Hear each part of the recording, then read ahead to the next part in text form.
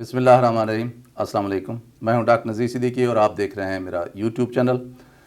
नाज़रीन किराम, अमेरिका ने वो रिपोर्ट शाया कर दी है जो CIA ने मुरतब की थी और वो जमाल खशोगी के कत्ल के हवाले से है, जिनका कत्ल तुर्की में हुआ था, सऊदी एम्बेसी के अंदर इस्तांबुल में, और ये 2018 की बात है। लेकिन उस वक्त सदर ट्रंप ने इस रिपोर्ट को शाया नहीं होने दिया था क्योंकि उनके बहुत ही करीबी ताल्लुकात थे सऊदी वली अहद के साथ। 2 साल रिपोर्ट ये शाया नहीं की गई। ताहम अब नए सदर जो बाइडन ने इस रिपोर्ट को शाया करने का फ़ैसला किया है।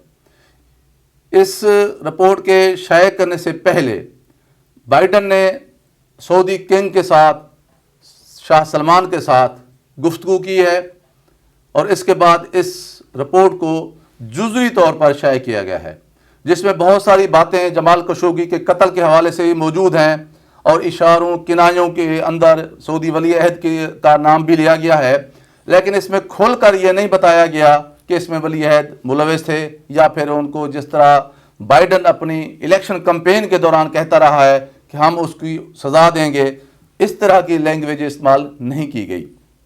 कहा यह जा रहा है कि बाइडन हुकूमत इस रिपोर्ट को मुकम्मल तौर पर शाया करने जा रही थी, ताहम अब उन्होंने किंग सलमान के साथ गुफ्तगू की है। फिर सऊदी अरब और इसराइल के दरमियान आपस में राब्ता हुआ है और इन राब्तों के नतीजे में अमेरिका ने इस रिपोर्ट को जुज़वी तौर पर शाया किया है, क्योंकि अब अमेरिका ने और इसराइल ने सऊदी अरब को ब्लैकमेल करने का फ़ैसला किया है। अगर वो यकदम इसराइल जो रिपोर्ट है जमाल खशोगी कत्ल की, अगर उसको यकदम शाया कर देते हैं तो ज़ाहिर है फिर बारगेनिंग के लिए अमेरिका के हाथ में या इसराइल के हाथ में कुछ नहीं रहता। इसलिए अब उन्होंने जानबूझकर ये कदम उठाया है। लेकिन बहरहाल अब इस कदम के बाद, इस फैसले के बाद सऊदी अरब मज़ीद दबाव में आएगा और कहा यह जा रहा है कि इसराइल ने वाज़ेह तौर पर सऊदी अरब से यह बात तस्लीम करवा ली है कि चाहे दुनिया के इस्लामी ममालिक सऊदी अरब की बात माने या ना माने, चाहे सऊदी अरब की कौम माने या ना माने, आपको हर सूरत में इसराइल को तस्लीम करना होगा। अब इसमें मज़ीद जो है वो डिले नहीं की जा सकती। जिस तरह UAE ने तस्लीम कर लिया है, अब सऊदी अरब को भी इसराइल को तस्लीम करना पड़ेगा। और इतरात यही है कि सऊदी अरब ने ये कमिटमेंट कर ली है कि वो जल्दी इसराइल को तस्लीम कर लेगा। अब ये आगे जाकर इस फैसले के क्या असरात मुरतब होते हैं, इस फैसले पर सऊदी अरब अमल कर सकता है या नहीं कर सकता। बहरहाल ये बात तय है कि आने वाले दिन सऊदी अरब के लिए बहुत ही मुश्किलात के दिन हैं, क्योंकि इस रिपोर्ट के अंदर वो तमाम गुफ्तगू जो सऊदी वली अहद और उन लोगों के दरमियान हुई जिन्होंने सऊदी अरब के तुर्की में मौजूद एम्बेसी के अंदर जमाल खशोगी को कत्ल किया, उनकी गुफ्तगू, उनकी व्हाट्सएप चैट, उनके मैसेजिंग, सारा रिकॉर्ड CIA के पास मौजूद है। पहले ही इस्लामी ममालिक इंतहाई इंतशार का और खलफशार का और तकसीम का शिकार हैं। अब इस रिपोर्ट के आने के बाद और इस ब्लैक मेल के आने के बाद अब पता नहीं कि सऊदी अरब का क्या अंजाम होता है, जो यमन के हवाले से पहले ही मुश्किलात का शिकार है। उसके बाद इस्लामी ममालिक की क़यादत थी, वो भी अब उसके पास नहीं रही। जहाँ तक पाकिस्तान की तरफ से सऊदी अरब के साथ अनकंडीशनल एक सपोर्ट हुआ करती थी, वो भी अब उसके पास नहीं है। इसी तरह माजी में सऊदी अरब के रूस के साथ जो अच्छे मनासिब हुआ करते थे, वो भी अब नहीं है, क्योंकि तेल के हवाले से, तेल की एक्सपोर्ट के हवाले से इसराइल, सऊदी अरब और रूस के दरमियान बहुत तलखी पैदा हो चुकी है। इसी तरह क्योंकि सऊदी अरब भारत के बहुत करीब हो गया है, ये बात चीन को पसंद नहीं है और चीन ने तेल इंपोर्ट करना सऊदी अरब से बहुत कम कर दिया है। जबकि फ़लस्तीन के हवाले से और कश्मीर के हवाले से जो सऊदी अरब की पॉलिसी रही है, वो भी मुसलमानों की ख्वाहिशात की किसी सूरत में तर्जमान नहीं है।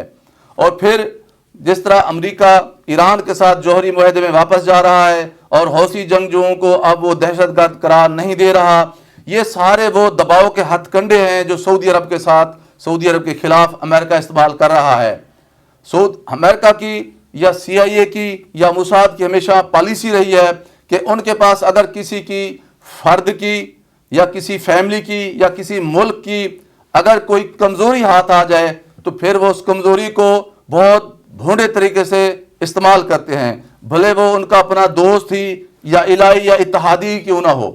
اس لیے جذبات میں آ کر سعودی ولی عہد جو اپنے بارے میں یا اپنے اتحادی مسلمان ممالک کے بارے میں جو ان سے باتیں شیئر کرتے رہے ہیں، اب وہ ساری کی ساری جو ہیں وہ بلیک میلنگ کے لیے استعمال کی جا رہی ہیں۔ اب اس رپورٹ کے افشا ہونے کے بعد آگے کیا قدم اٹھاتا ہے سعودی عرب یا سعودی ولی عہد، اور پھر بائیڈن کا ولی عہد کو فون نہ کرنا، کنگ سلمان کو فون کرنا، یہ اس کی بہت ایک علامتی اہمیت ہے۔ اس کی وجہ یہ ہے کہ وہ تمام سعودی شہزادے جو اس وقت بھی پابند سلاسل ہیں اور جیلوں میں سڑ رہے ہیں، جنہیں سعودی ولی عہد نے گرفتار کر رکھا ہے، یہ ماضی میں سارے امریکہ کی ڈیپ سٹیٹ یا اسٹیبلشمنٹ کے ساتھ ان کے بہت گہرے اور دیرینہ مراسم رہے ہیں۔